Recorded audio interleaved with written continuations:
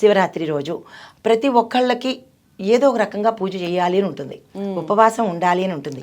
అయితే ఏం చేస్తే శివుడికి తొందరగా ప్రీతి కలుగుతుంది అనేది మనము రాశుల వారీగా చెప్తే అందరూ కూడా నోట్ చేసుకొని వాళ్ళకి ఆ రాశి వాళ్ళకి ఐడియా ఉంటుంది మనం ఈ రాశిలో ఉన్నాము, ప్లస్ మనకి ఈ నక్షత్రం కూడా మనకి కాబట్టి ఈ రాశిలోకి వస్తుంది, ఈ విధంగా పూజ చేసుకోవాలి అనే ఒక ఐడియా ఉంటుంది. దాని ప్రకారంగా మిగతా అంతా చేయలేకపోయినా కనీసం ఈ రాశిలో ఉండేవారు ఈ రకంగా చేసుకుంటే శివుడికి దగ్గరగా ఉన్నట్టు ఉంటుంది అనమాట. ఆ స్వామి సంపూర్ణ అనుగ్రహం తీసుకుంటారు. అయితే ముందుగా మేషరాశి వారికి చూసుకున్నట్టయితే కనుక మేషరాశికి అధిపతి కుజుడు. వీళ్ళు జలముతోనూ పాలతోనూ ఇంకా ఏది వీళ్ళు పట్టించుకోక్కర్లేదు. ఈ రెండు దొరికేది ఈ రెండు కలిపి అంటే ఒకే దాంట్లో కలిపని కాదు, ముందు జలంతోనూ తర్వాత పాలతోనూ అభిషేకం చేసుకుంటే నిరంతరము ఈ రోజంతా చేసుకున్నట్టయితే కనుక కోపం కంట్రోల్లోకి వస్తుంది. మేషరాశి వాళ్ళకి విపరీతమైన కోపం ఉంటుంది. కుజుడు అధిపతి కాబట్టి కొంచెము అగ్రెసివ్ నేచర్ ఉంటుంది వాళ్ళకి, అది కంట్రోల్ అవుతుంది. దాంతోపాటు సక్సెస్ని వీళ్ళు చూస్తారు. ఈ మళ్ళా శివరాత్రి వరకు అంటే ఇది గోచార రీత్యా ఈ రోజు కనుక మనస్ఫూర్తిగా ఈ అభిషేకం చేసుకుంటే సక్సెస్ విజయ ప్రాప్తి కలుగుతుంది. తర్వాత వృషభ రాశి వారు, ఈ రాశి వారికి శుక్రుడు అధిపతి మూలంగా పాలతోనూ తేనెతోనూ ఈ రెండిటితోనూ అభిషేకం చేసుకున్న దొరికే పదార్థాలే వీటితో చేసుకున్నట్టయితే ఐశ్వర్యము దాంపత్య సుఖము ఏర్పడుతుంది. ఇంకా మిథున రాశి వారికి బుధుడు అధిపతి, బుద్ధిశాలి. అయితే వీళ్ళు గంధంతోనూ తర్వాత బిల్వ దళాలతోనూ అభిషేకం చేసుకోవాలి.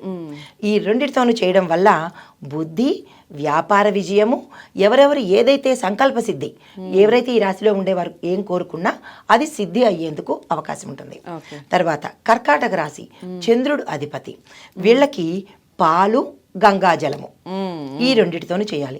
ఇక్కడ సందేహం రావచ్చు, మరి మా దగ్గర గంగాజలం లేదు కదా, మరి మేమేం చేయాలి అంటే గనక ఆ గంగాజలంలో మిగతా రోజుల్లో అయితే గనక నీటిలో తులసిని గనక వేస్తే అది గంగాజలం కింద మనం భావన చేసి పోయొచ్చు.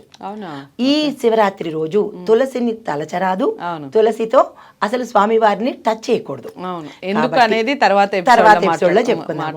అయితే ఈ రోజు గంగాజలం లేని వాళ్ళు ఇంకా ఏ నదీ జలాలున్నా కలుపుకోవచ్చు. ఇంకా అది కూడా మాకు లేదు అన్నప్పుడు గంధాన్ని కానీ పసుపుని కానీ కలిపి దాన్ని గంగాజలంగా భావించి అప్పుడు ఆ నీటితో అభిషేకం చేసినట్టయితే మానసిక శాంతి, కుటుంబ సౌఖ్యము కలుగుతుంది. తర్వాత సింహరాశి, ఈ రాశి వారికి సూర్యుడు అధిపతి. వీళ్ళు ఓన్లీ తేనె, ఇంకా ఏది అవసరం లేదు, తేనెతో యాక్చువల్గా అన్ని దొరికే వస్తువులే. కాస్త నోట్ చేసుకొని భక్త సులభుడు అండి, ఏది ఎక్కువ అడగడు పాపం ఆ చిన్ని తండ్రి. ఎక్కువ అడగడు, ఎక్కువ ఇచ్చేస్తాడు. అడిగే పద్ధతిలో అడిగితే కనుక అసలు మంగళకారుడు, ఐశ్వర్యానికి ప్రదాత కూడా శివుడే. అది దేనిలో దాచిపెట్టాడు తెలుసా? విభూదిలో దాచిపెట్టాడండి. దాని విశిష్టత కూడా తెలుసు తర్వాత. అయితే సింహరాశి వారు తేనెతో అభిషేకం చేస్తే సంపూర్ణంగా ఈ రోజంతా చాలా మంచి ఫలితము. అది ఏంటంటే గౌరవము, అధికారము, పేరు ప్రతిష్టలు ఇవి వద్దు అనుకున్న వాళ్ళు ఎవరుంటారు? కావాలి. అయితే కన్యా రాశి వారికి అధిపతి బుధుడు. అయితే వీళ్ళు చక్కెర కలిపిన నీళ్లతో అభిషేకం చేస్తే సరిపోతుంది. దీనివల్ల ఆరోగ్యము, ఉద్యోగంలో ఉండే సమస్యలు, ఉద్యోగం కోసము, కెరియర్ పరంగా. తర్వాత తులారాశి వారికి అధిపతి శుక్రుడు.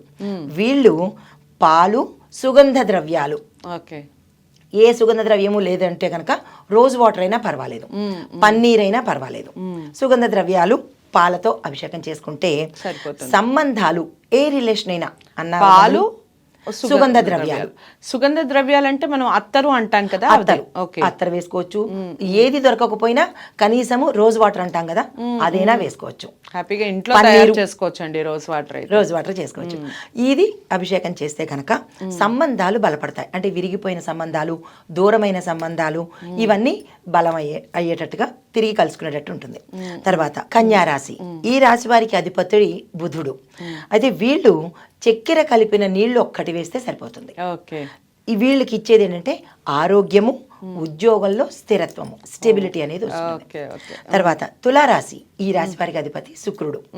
వీళ్ళు పాలు, సుగంధ ద్రవ్యాలు రైట్. ఈ రెండు కలిపి అభిషేకం చేస్తారు. సంబంధాలు బలపడతాయి, రిజల్ట్ ఇదనమాట. అయితే వృశ్చిక రాశి వాళ్ళకి చూసుకున్నట్టయితే కనుక కుజుడు అధిపతి.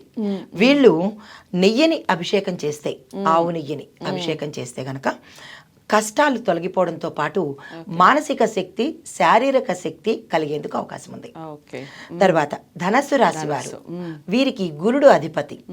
వీళ్ళు పసుపు కలిపినటువంటి నీళ్లు, పాలు ఈ రెండిటితో అభిషేకం చేయాలి. ఓకే. ఇది చేస్తే భాగ్యము, గురు అనుగ్రహము ఈ రెండు కలుగుతాయి.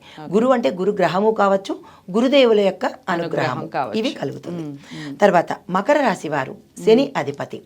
వీరు నల్ల నువ్వులు కలిపినటువంటి నీళ్లతో అభిషేకం చేసినట్టయితే శని దోష నివారణ, కర్మ శుద్ధి అవుతుంది. తెలిసి చేసినా తెలియక చేసినా ఆ కర్మలు తగ్గుతాయి అనమాట. 100 ఉండేది 25కి వస్తాయి. అది కూడా బెటరే కదా. తర్వాత కుంభరాశి వాళ్ళకి చూసినట్టయితే వీళ్ళకి కూడా శని అధిపతి. వీళ్ళు జలాభిషేకము ఈ రోజంతా మ్యాక్సిమం చేయాలి. ఇన్ని గంటలు అన్ని గంటలను లేదు, సమయం దొరికినప్పుడల్లా ఉపవాస దీక్షతో వీళ్ళు జలాన్ని ఒక్కటే అభిషేకం చేసుకున్నట్టయితే మనశ్శాంతి, అడ్డంకులు ఏవైనా ఉంటే ఏ రకమైన అడ్డంకులైనా తొలగిపోయే అవకాశం ఉంది.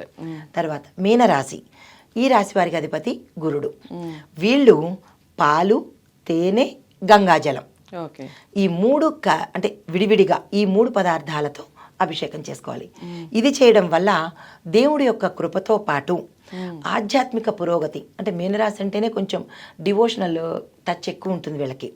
అయితే అది ఎక్కువగా ఇంప్రూవ్ అవ్వడంతో పాటు గతంలో వీళ్ళు ఏదైనా పొరపాట్లు తెలిసి కానీ తెలియక చేసిన, తల్లిదండ్రుల వల్ల కావచ్చు, గురువులకు కావచ్చు, ఇలాగ పిల్లలకు కావచ్చు, ఏదైనా ఒక పొరపాటును ఈ రోజు సరిదిద్దుకునే అవకాశం కనబడుతుంది అనమాట. ఇది 12 రాశుల వాళ్ళు చేయవలసిన అభిషేక నియమాలు.